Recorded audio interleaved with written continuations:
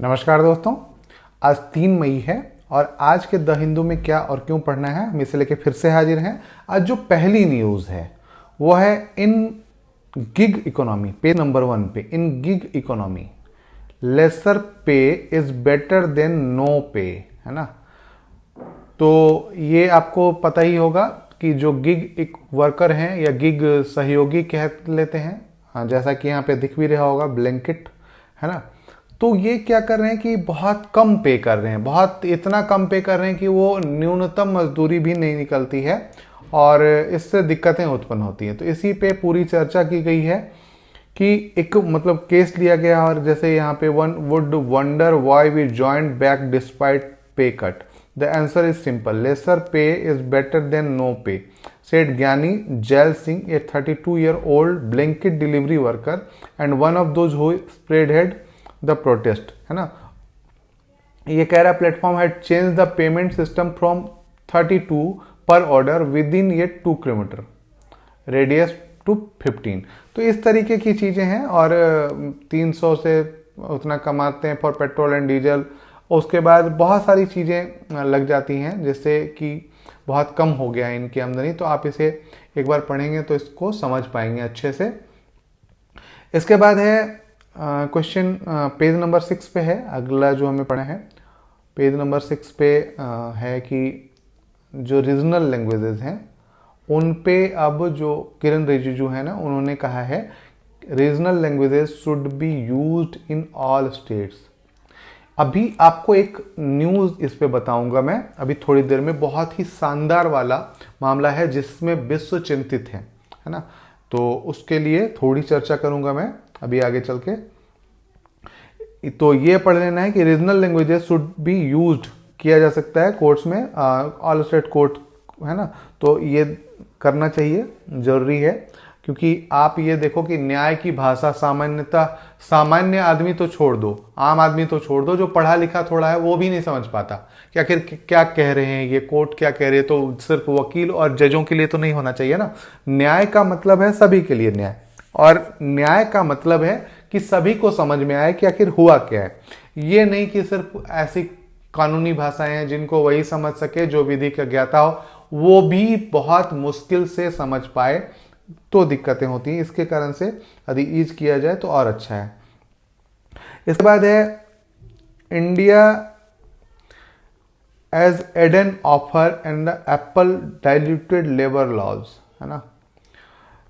In addition to being starting point of the possible onset of another scorching summer, a month of April also witnessed 2 important happenings that are tied to the country's award economically industrial transformation demanding our attention, है ना। तमिलनाडु का factory act जिसमें time बढ़ा दिया गया है ना। Similar peaceful legislation was pass in Karnataka assembly a few month एगो हाउएवर। अब यहाँ पे कहा गया है कि जो टाइमिंग बढ़ाया जा रहा है, देखिए यहाँ पे 2 चीजें हैं। टाइमिंग बढ़ाया जा रहा है 8 से 12 घंटे तक, मतलब बढ़ा सकता है। अब यहाँ पे दिक्कतें क्या है कि एक तरफ हम कह रहे हैं कि 8 घंटे ही काम करेंगे, दूसरी तरफ है कि 12 घंटे तक काम लिया जा सकता है। 2 बातें क्लेश हो रही हैं।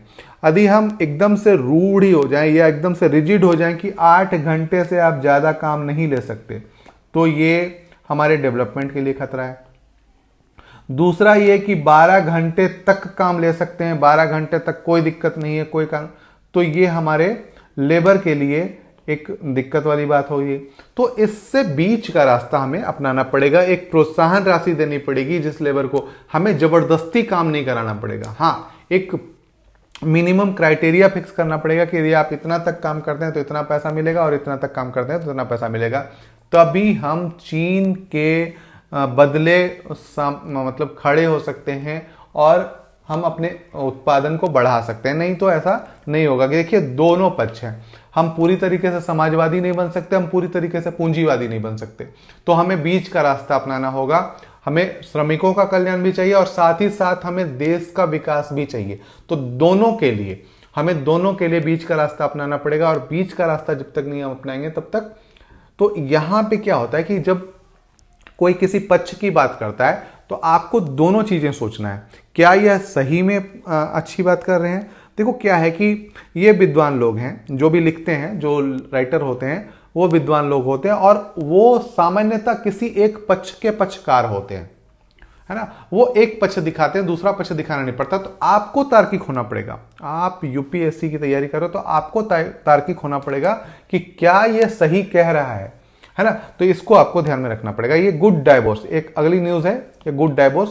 6 महीने के लिए जो सेपरेशन दिया जाता था उसको सुप्रीम कोर्ट ने कहा है कि इसको हम हटा सकते हैं, है ना। उसको हम पहले भी कर सकते हैं। वेटिंग पीरियड जो है वो कोई जरूरी नहीं है 6 to 18 मंथ का देने का, हम उसको पहले भी खत्म कर सकते हैं। इसी पे बात की गई है तो आप इसे पढ़ सकते हैं।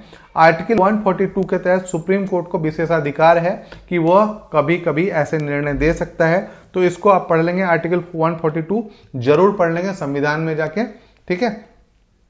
इसके बाद है आउटलॉइंग इंडिया टेक टैरिफ्स।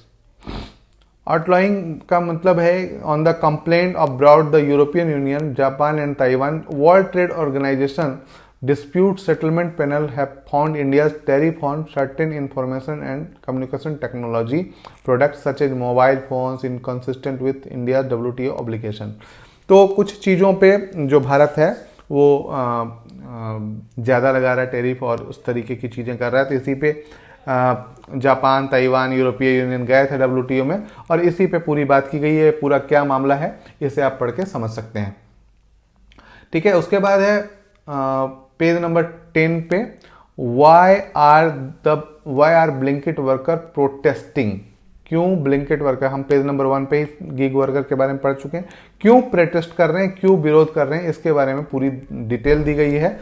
और इससे आपको यह समझना है कि अन्य गिग वर्करों के समान और अन्य गिग वर्कर जो हैं उन पर भी ये असर पड़ता ही है। तो इसको आप पढ़ सकते हैं वहां पे, है ना। इसके बाद है de dollarization, the race to attend the status of global reserve. De dollarization, आपने देखा होगा कि डॉलर के लिए भी बहुत सारे देश हैं जो डॉलर में व्यापार नहीं कर रहे हैं। वो चीन के युआन, रेनमिनबी जिनको कहा जाता है उस पर कर रहे हैं। लेकिन एक बात बता दें, आज भी पूरे विश्व का 87% व्यापार जो होता है वो डॉलर में होता है और रेनमिनबी का 3%।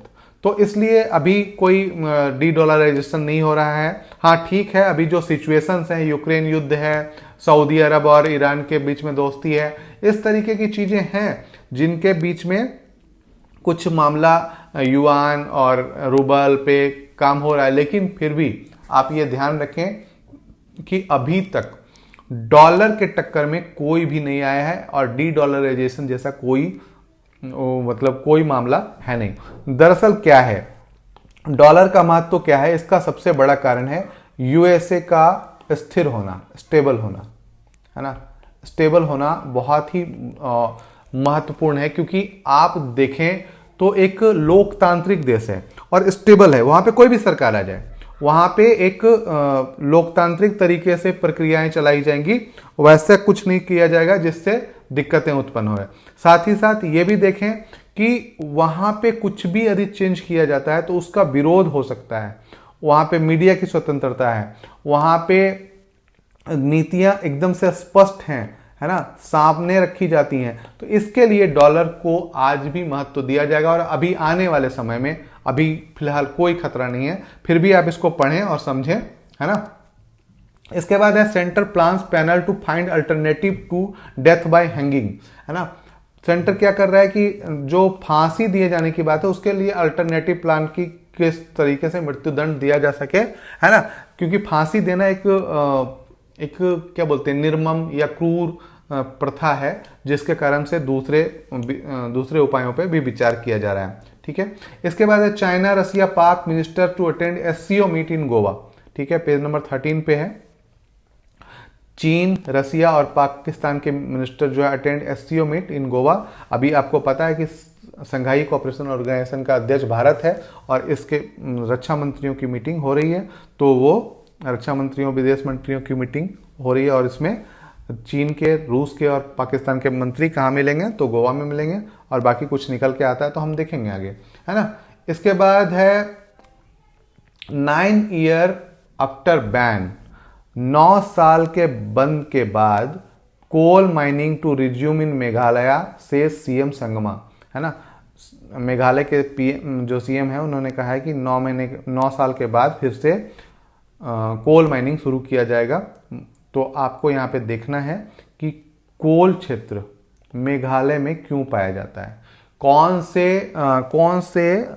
कौन सी चट्टानें पाई जाती हैं, या किस क्षेत्र की चट्टानों के अंतर्गत आता है, कौन सा पठारी क्षेत्र लगता है या किस तरीके लगता है, कौन से युग का क्षेत्र है। तो आपको ये देखना है, जैसे गोंडवाना है या नहीं है, इसको आपको देखना है, ज्योग्राफी में जाकर सर्च करना है और इसको आपको समझना है, ठीक है। इसके बाद है gaming policy tax norms need more calibration. Gaming policy, page number 16 पे हम आते हैं। Gaming policy tax norms need more calibration FM, है ना। तो center deliberating on tax regulatory norms for gaming FM से in Korea when it is attending ADB. तो जो गेमिंग से संबंधित हैं, जो आपने देखा होगा मोबाइल गेम या उस तरीके की चीज़ें उनसे संबंधित हैं, उस गेमिंग इंडस्ट्री में रिक्वायर लोट मोर कैलिब्रेशन, और इसको चाहिए और भी तेज़ी चाहिए, है ना। Finance minister Sitharaman adding the foreign investment into the sector could be expected materialise once the policy became clear, है ना।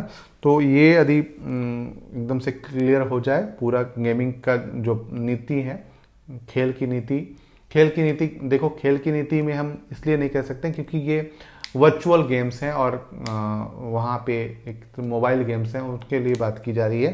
तो यदि ये हो जाता है तो इसमें इन्वेस्टमेंट की संभावनाएं बहुत ज़्यादा बढ़ जाएंगी।